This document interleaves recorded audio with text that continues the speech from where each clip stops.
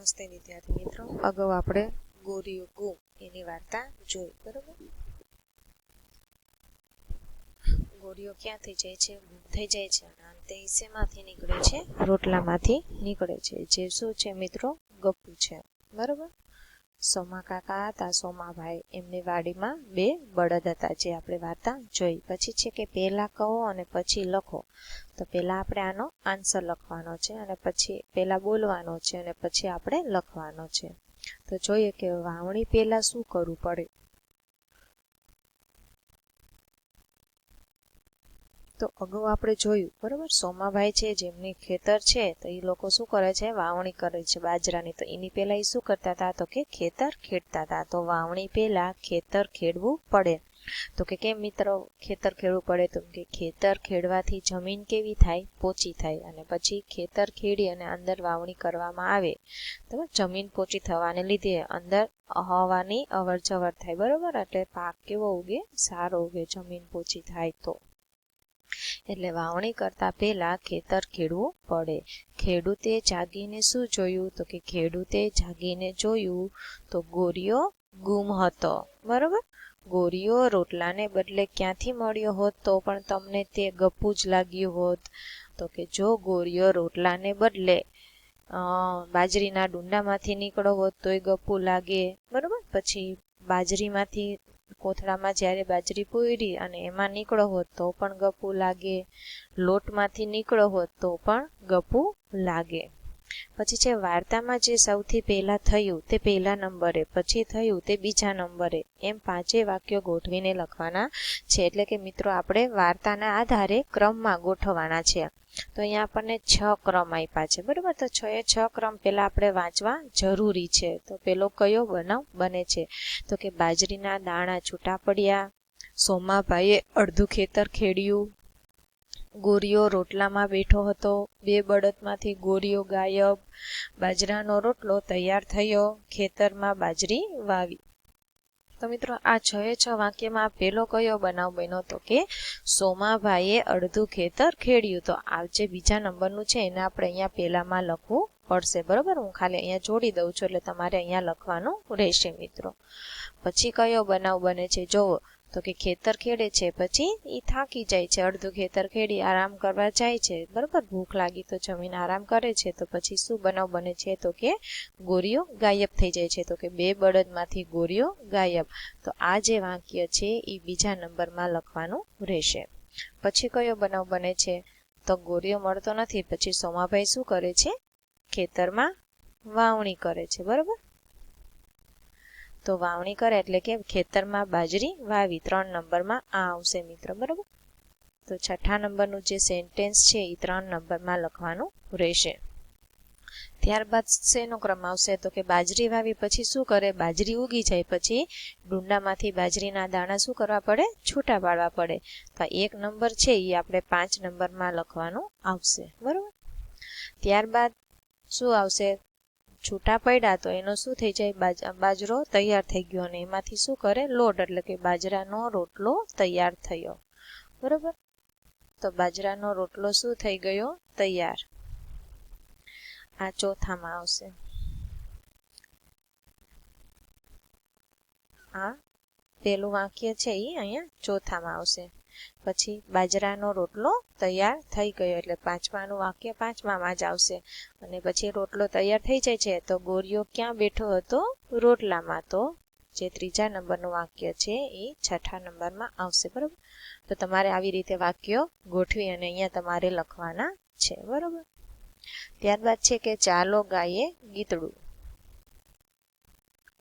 તો કે 1.5 ફૂટની દાઢીને 4 ફૂટની ચોટલી. ઓલી જે પેલા આપણે ગીત ગાયું એ ગીત તમારે અહીંયા ફરીથી ગાવાનું છે મિત્રો.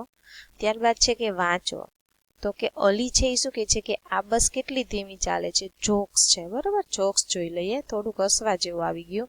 તો કિશન જે છે એ કહે છે કે ક્યારે ઘરે પહોંચીશું આપણે?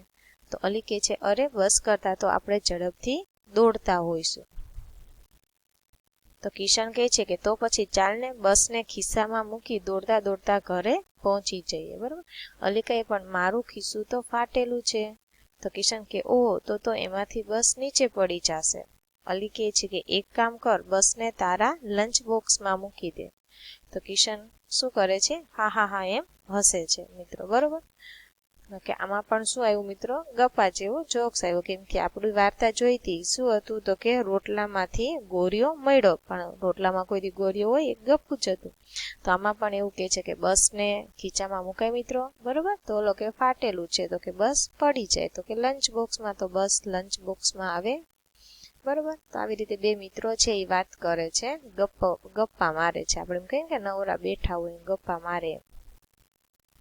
તો આ બે મિત્રો કોણ છે મિત્રો? કિશન અને અલી. બરોબર પછી છે જોડો ભીમકુમારના કામ. તો અહીંયા આપણને ભીમની જુદી જુદી એક્ટિવિટી આપી છે, જુદું જુદું કામ કરે છે. ભીમ છે એ શું કામ કરે છે એ આપણે જોડવાનું છે. તો પેલા આપણને કીધું છે કે ભીમકુમાર બ્રશ કરે છે. તો ભીમકુમાર બ્રશ ક્યાં કરે છે? તો જોઈ લઈએ. બરોબર તો શેનાથી બ્રશ કરે? સાવરણાથી બ્રશ કરે, એવું આપણને અહીંયા બતાવ્યું છે. બરોબર ત્યારબાદ છે ભીમકુમાર કસરત કરે છે. તો જોઈ લઈએ કસરત ક્યાં કરે છે? તો હાથમાં પથ્થર લઈને કસરત કરે છે. બરોબર જુઓ ભીમકુમાર કપડાથી ચાંદો સાફ કરે છે. મિત્રો ચાંદો સાફ થાય કોઈ દિવસ? બરોબર છતાં ભીમકુમાર શું કરે છે? ચાંદો સાફ કરે છે, જે ગપ્પુ છે. બરોબર ત્યારબાદ ભીમકુમાર બસ ચલાવે છે. તો બસ કઈ રીતે ચલાવે છે? જો ધક્કો મારીને ચલાવે છે. બરોબર કે જે એક ગપ્પુ છે. ત્યારબાદ શું કે છે? ભીમકુમાર પાળેલા હાથીને પાણી પીવડાવે છે. તો જુઓ અહીંયા દેખાય છે, તો એને એની સાથે જોડી દઈશું. બરોબર પછી છે પાંચીકડા ગાઓ. એક ગીત આપ્યું છે મિત્રો પાંચીકડા જેવું. તો એ ગાવાનું છે કે હું તો ગયો તો અમદાવાદ ને ત્યાંથી લાવ્યો બૂટ. શું કે છે? અમદાવાદ ગયો તો ને ત્યાંથી શું લઈને આવે છે? બૂટ લઈ આવે. એ તો હતો કાળો કૂતરો ને થઈ ગયો મોટો ઊંટ. કે અમે બાલુડા પાંચીકડા ગાઈએ ને શેરડી ખજૂર ખાતા જઈએ. એ ચૂલા ઉપર ઉંદરડી કરકર મીઠું ખાય. પૂંછડી ઝાલી પછાડીએ તો રૂપિયા ખનખન થાય. કે અમે બાલુડા પાંચીકડા ગાઈએ ને શેરડી ખજૂર ખાતા જઈએ. એ ચૂલામાં ઉગ્યો આંબો ને આંબે આવ્યા બોરા. આંબા ઉપર બોરા આવે મિત્રો. બરોબર બોરા વીણી ખાધા ત્યાં તો ખડખડ હસ્યા છોરા. કે અમે બાલુડા પાંચીકડા ગાઈએ ને શેરડી ખજૂર ખાતા જઈએ. જો મિત્રો બરોબર અહીંયા શું કીધું છે કે અમદાવાદ ગયો તો ને ત્યાંથી શું લાવ્યા? બૂટ લાવ્યા. અને બૂટ નહોતા, પણ એ શું હતું? કાળો કૂતરો હતો. અને થઈ ગયો શું? લઈને આવ્યા તો મોટો ઊંટ થઈ ગયો. પછી છે ચૂલા ઉપર ઉંદરડી હતી અને મીઠું ખાતી હતી. તો પૂંછડી ઝાલી પછાડીએ તો રૂપિયા ખનખન થાય. પૂંછડી ઝાલીને પછાડીએ તો રૂપિયા થઈ જાય. પછી છે ચૂલામાં ઉગ્યો આંબો. મિત્રો ચૂલામાં આંબો ઉગે અને આંબે આવ્યા બોરા. કોઈ દી આંબા ઉપર બોરા આવે? બોર વીણી ખાધા ત્યાં તો ખડખડ હસ્યા છોરા. બોર વીણી ખાય છે તો કે છોકરાઓ હસે છે. કે અમે બાલુડા પાંચીકડા ગાઈએ ને શેરડી ખજૂર ખાતા જઈએ.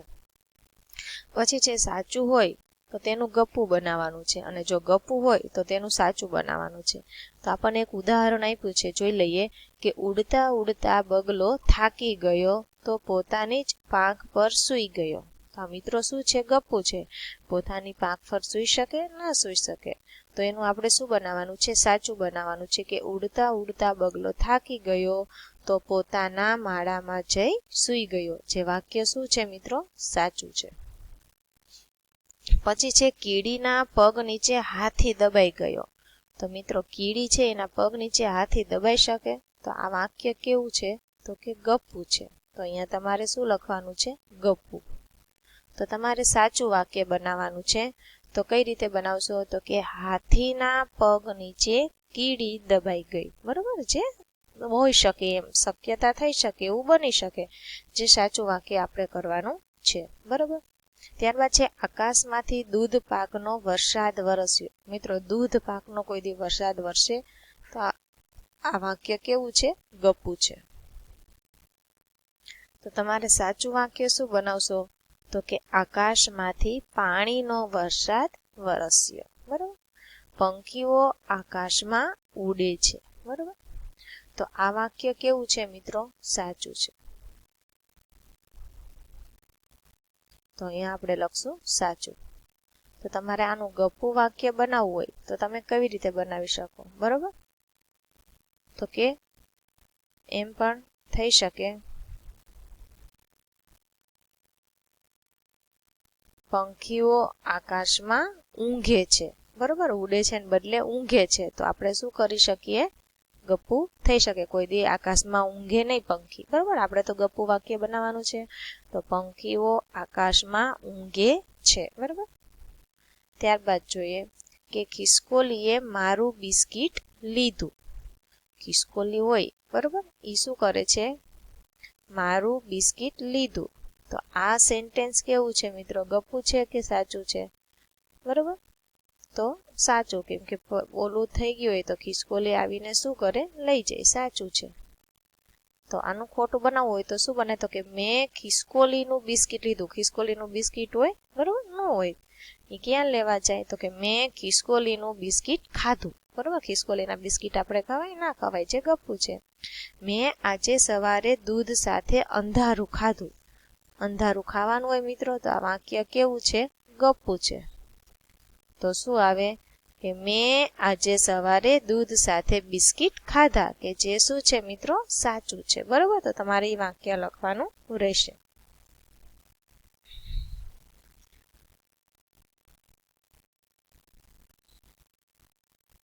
મેં આંબા પરથી ચોકલેટ તોડીને ખાધી. મિત્રો, આંબા ઉપર ચોકલેટ આવે? ન આવે. તો આ કેવું છે વાક્ય? ગપ્પુ છે. તો અહીંયા આપણે શું લખશું? ગપ્પુ. તો શું આવશે? મેં આંબા પરથી કેરી તોડીને ખાધી, કે જે કેવું છે મિત્રો? વાક્ય સાચું છે. ઉંદરભાઈએ બિલાડીને લાફો માર્યો. ઉંદર છે